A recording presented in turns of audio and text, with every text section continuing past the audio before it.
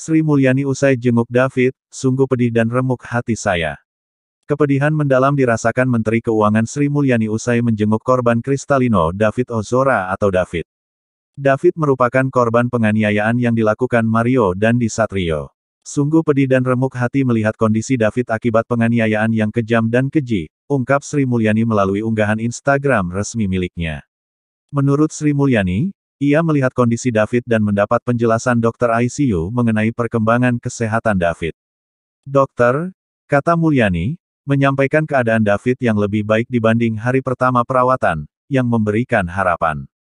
Namun proses observasi perkembangan dan perawatan David masih panjang, tulis Sri Mulyani. Sri Mulyani melanjutkan, kita semua mendoakan secara tulus dan khusyuk untuk pemulihan dan kesembuhan David. Ya Allah, Engkaulah Maha Penyembuh, sembuhkanlah David atas kehendak dan kuasa-Mu, pinta Sri Mulyani. Sebelumnya, Sri Mulyani memohon maaf kepada ayah David, Jonathan Latumahina saat menjenguk di Rumah Sakit Mayapada Kuningan, Jalan Hari Rasuna Said, Jakarta, Sabtu siang tanggal 25 Februari tahun 2023. Maaf, ujar Sri Mulyani beberapa kali sambil menjabat tangan Jonathan dan menepuk-nepuk bahunya. Ia menyatakan prihatin dan meminta orang tua David tabah. Kita berdoa terus agar David bisa terus membaik dari kondisi sebelumnya dan lekas sembuh, ujar Sri Mulyani kepada Jonathan.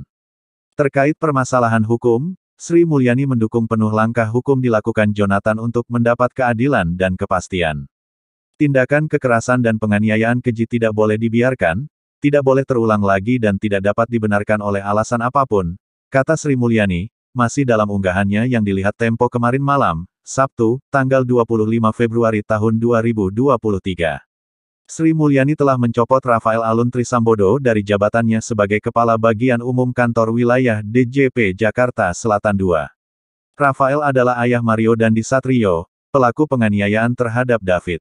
Pencopotan itu Sri Mulyani sampaikan langsung dari India, di tengah-tengah kegiatan G20 yang tengah ia ikuti, Jumat tanggal 24 Februari tahun 2023.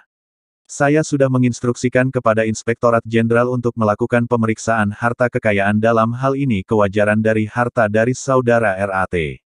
Pada tanggal 23 Februari yang lalu Inspektorat Jenderal sudah melakukan pemeriksaan pada yang bersangkutan dalam rangka Kemenkeu mampu memeriksa, ujar Sri Mulyani.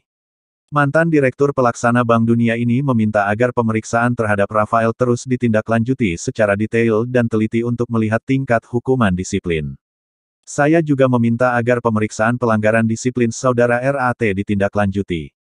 Saat ini sudah diterbitkan surat tugas pemeriksaan pelanggaran disiplin saudara RAT nomor SP 321, Inspektorat Jenderal IJIG, 1/2023, kata Sri Mulyani.